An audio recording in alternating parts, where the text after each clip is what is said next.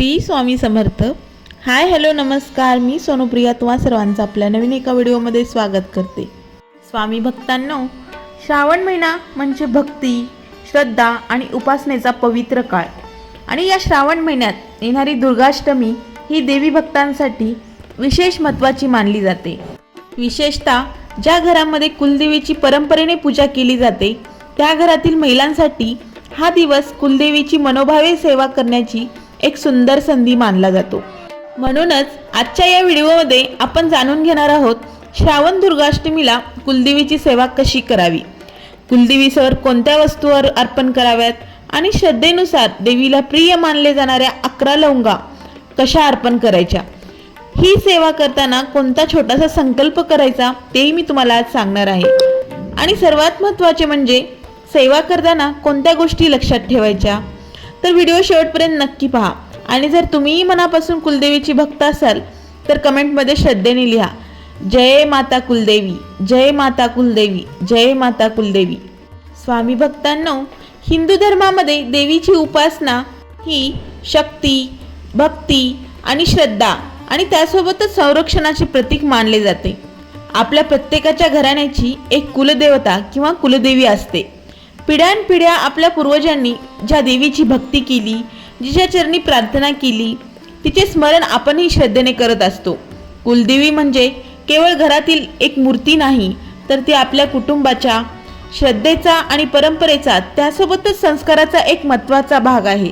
म्हणूनच कुलदेवीची सेवा करताना मोठे विधी किंवा मोठा खर्च करणे गरज नाही, तर मनामध्ये श्रद्धा आणि भक्ती असणे सर्वात महत्त्वाचे आहे. आपल्या भारतीय संस्कृतीमध्ये घरातील स्त्रीला घराच्या धार्मिक वातावरणाची एक महत्त्वाची आधारस्तंभ मानले जाते. अनेक घरांमध्ये सकाळची देवपूजा, दिवा लावणे, नैवेद्य दाखवणे, व्रत उपवास आणि सणाची पूजा ही परंपरा महिलांकडून केली जाते.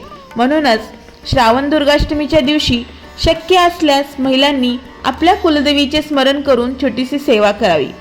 पण इथे एक गोष्ट लक्षात ठेवा, सेवा केलीच पाहिजे, नाहीतर काहीतरी अनिष्ट होईल अशी भीती मनात ठेवून पूजा करू नका. देवाची सेवा ही भीतीपोटी नाही, तर प्रेमाने आणि श्रद्धेने केली पाहिजे. चला तर मग पाहूया या दिवशी साध्या पद्धतीने कुलदेवीची सेवा कशी करता येईल.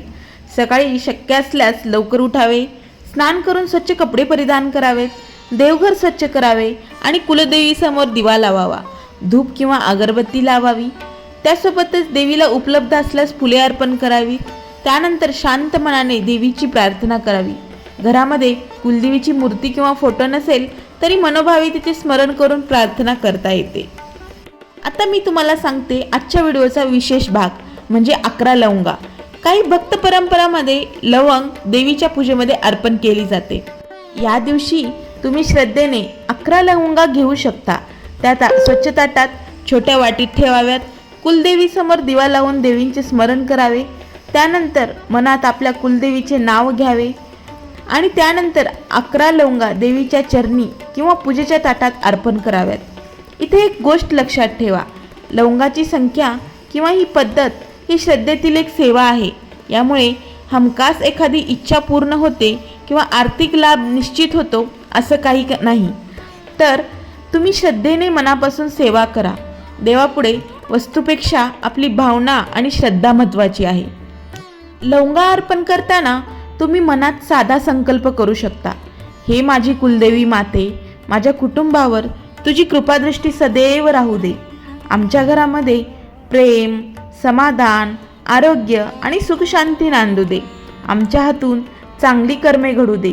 आमच्या कुटुंबातील प्रत्येक व्यक्तीला योग्य मार्ग दाखव आणि माझ्या मनातील चिंता, भीती आणि नकारात्मक विचार दूर करण्याची मला शक्ती दे. अशी प्रार्थना करा. तुमच्या मनात एखादी विशेष इच्छा असेल तर ती देवीसमोर सांगा.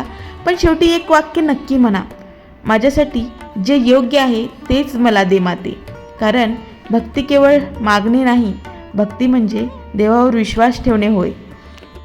आता तुम्हाला देवीचा कुठला मंत्र येत असेल तर तो म्हणू शकता, नसेल तर काहीही अडचण नाही. तुम्ही साध्या शब्दात देवीचे नामस्मरण करू शकता. ओम दुम दुर्गाय नमः, ओम दुम दुर्गाय नमः, ओम दुम दुर्गाय नमः. हा मंत्र श्रद्धेने म्हणू शकता. किंवा जय कुलदेवी माता की जय, जय कुलदेवी माता की जय असेही नामस्मरण करू शकता. मंत्र किती वेळा म्हणायचा यापेक्षा तो म्हणताना मन कुठे आहे हे अधिक महत्त्वाचे. यानंतर देवीला आपल्या घरामध्ये उपलब्ध असलेला साधा नैवेद्य दाखवू शकता. गोड पदार्थ असेल तर तो दाखवा, फळ असेल तर फळ अर्पण करा, काही विशेष नसेल तर घरातील साधा नैवेद्य श्रद्धेने दाखवा. देवाला महाग वस्तूंची गरज नसते. देवीला भक्तीने दिलेला साधा नैवेद्यही मनाला समाधान देतो. महिलांनी एक गोष्ट नक्की करावी. श्रावण दुर्गाष्टमीच्या दिवशी शक्य असल्यास घरातल्या मोठ्या व्यक्तींचा आशीर्वाद घ्या. आईवडिलांचा, सासू सासऱ्यांचा आशीर्वाद घ्या आणि ज्येष्ठांचा आदर करा. कारण देवीची पूजा करताना फक्त देवघरात पूजा करणेच नाही तर आपल्या वागण्यातही संस्कार दिसले पाहिजेत. एखाद्या गरजू व्यक्तीला अन्नदान करा, एखाद्याला मदत करा, एखाद्याशी प्रेमाने बोला आणि हेच भक्तीचे रूप आहे. आपण अनेकदा म्हणतो कुलदेवीची अखंड कृपा आपल्या घरावर राहू दे, पण त्या कृपेचा अर्थ फक्त पैसा आणि सुखसोयी असा नाही. कधी संकटातून योग्य मार्ग सापडणे ही खरी कृपा आहे. कधी कठीण प्रसंगात मन मजबूत राहणे ही पण एक कृपा आहे. कधी चुकीचा निर्णय घेण्यापासून आपण वाचतो, तीही एक कृपाच असते. एखादी घरातील व्यक्ती एकमेकांना समजून घेतात, तीही आपली कृपाच असते. म्हणून देवीकडे फक्त संपत्ती मागण्याऐवजी सद्बुद्धी, समाधान, आरोग्य, धैर्य आणि योग्य मार्गदर्शन मागा. स्वामी भक्तांनो, काही गोष्टी लक्षात ठेवा. पहिली गोष्ट म्हणजे पूजा करताना घाई करू नका. दुसरी गोष्ट, मनात कोणतीच भीती ठेवू नका. आणि तिसरी गोष्ट, दुसऱ्यांनी सांगितले म्हणून आपल्याला जमत नसलेला मोठा विधी करण्याची गरज नाही. चौथी गोष्ट, कुलदेवीची पूजा करण्यासाठी मोठा खर्च करण्याची आवश्यकता नाही.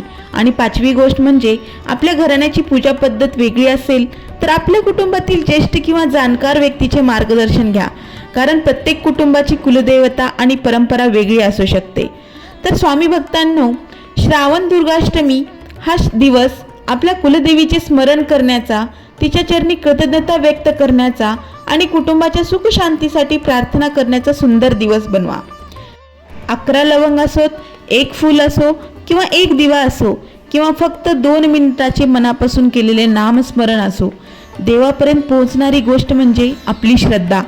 आजच्या दिवशी कुलदेवीसमोर हात जोडून एवढीच प्रार्थना करा, हे माझी कुलदेवी माते, माझ्या घरावर तुझी कृपादृष्टी अखंड राहू दे. माझ्या घरात सुख, शांती, समाधान आणि प्रेम राहू दे.